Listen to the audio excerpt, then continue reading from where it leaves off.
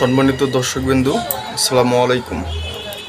আপনারা যে যেখান থেকে আমার ভিডিওটি দেখছেন সবাইকে জানাই শুভেচ্ছা। আমি আজকে একটি ভিডিও নিয়ে হাজির হলাম। আপনার হচ্ছে গরু গরম হওয়া বা ডাকে না আসা, এই বিষয়টা আসলে এখন অনেক দেখা যায়। হ্যাঁ, দেখা যায় বলতে আপনার 86% এখন এরকম গরুর সমস্যা আসলে আর কি।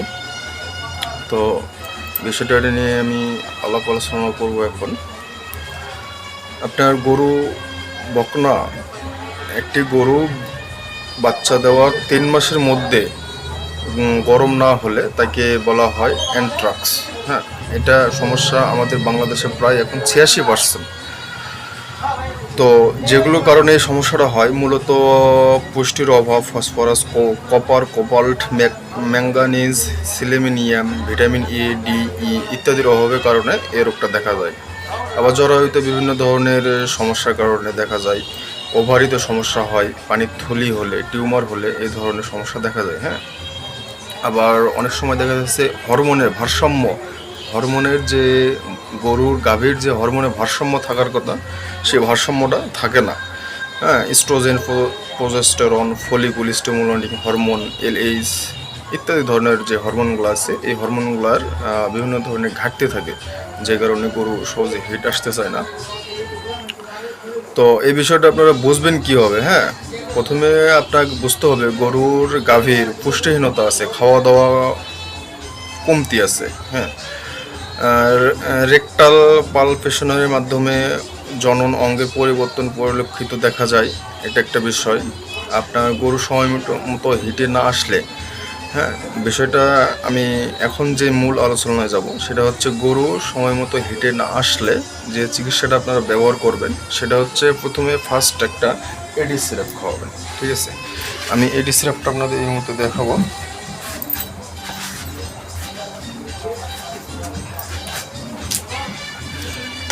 আপনাদের ফার্স্ট এডি সিরাপ খাওয়াতে হবে। এটা হচ্ছে কি ট্রাইভেট এডি 3। ঠিক আছে, এটা আপনার হচ্ছে গরু আপনার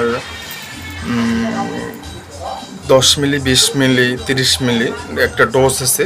ডোজের সমপরিমাণ পানি নিয়ে এটা খাওয়াতে হবে। যদি আপনার এটা 10 থেকে 20 দিন খাওয়ানোর পরে যদি 45 দিনের মধ্যে হিট না আসে, সেক্ষেত্রে এখন ইঞ্জেকশনে যাইতে হবে।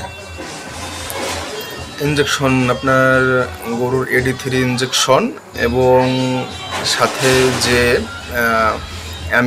অ্যামাইনোভেট যে ইঞ্জেকশনগুলো, অর্থাৎ মাল্টিভিটামিন যে ইঞ্জেকশনগুলো শরীরের ঘাটতি পূরণ করে, এই ইঞ্জেকশনগুলো ব্যবহার করতে হবে।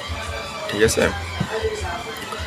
তো এই ইঞ্জেকশনগুলো ব্যবহার করার পর আপনার 45 দিন অপেক্ষা করতে হবে। 45 দিনের মধ্যে যদি হিট না আসে, সেক্ষেত্রে আপনার লাস্ট যে ট্রিটমেন্ট সেটা হচ্ছে আপনার হরমোন থেরাপি দিতে হবে। হরমোন থেরাপি হচ্ছে আপনার ফাডিনল আর কি। ফাডিনল যে ইঞ্জেকশনটা আছে এটা আপনার ব্যবহার করতে হবে। প্রথম অ্যাম্পলটা ব্যবহার করার 24 থেকে আপনার 30 দিনের মধ্যে গরু হিট আসার সম্ভাবনা আছে। এখন এছাড়াও আপনার একটা ট্রিটমেন্ট আছে যেটা ঘরোয়া ট্রিটমেন্ট বলে আর কি। ঘরোয়া ট্রিটমেন্টেও অনেক সময় গরু হিটে আসে এবং ফার্স্ট টাইমে এটা ব্যবহার করে আপনারা দেখতে পারবেন। ঠিক আছে, ঘরোয়া ট্রিটমেন্টটা হচ্ছে প্রত্যেক দিন আপনার একটা করে গাভীকে 50 থেকে 100 গ্রাম ছোলা বুট খাওয়াতে হবে। 50 থেকে 100 গ্রাম ছোলা বুট একটা ভেজে রাখে আপনার 24 ঘন্টা পর খাওয়াতে হবে। এভাবে প্রায় 15 দিন খাওয়াতে হবে। এবং মুরগির যে কাঁচা ডিমটা, এই ডিমটা খাওয়াতে হবে। মুরগির যে কাঁচা ডিম, এই ডিমটা খাওয়াতে হবে আপনার প্রায় 10 দিন। 10 দিনের মধ্যে আপনার খাওয়ানোর ডোজ কমপ্লিট করার পর 10 থেকে 15 দিন, 30 দিন, 45 দিন অপেক্ষা করতে হবে। এর মধ্যে হিট আসবে ইনশাল্লাহ।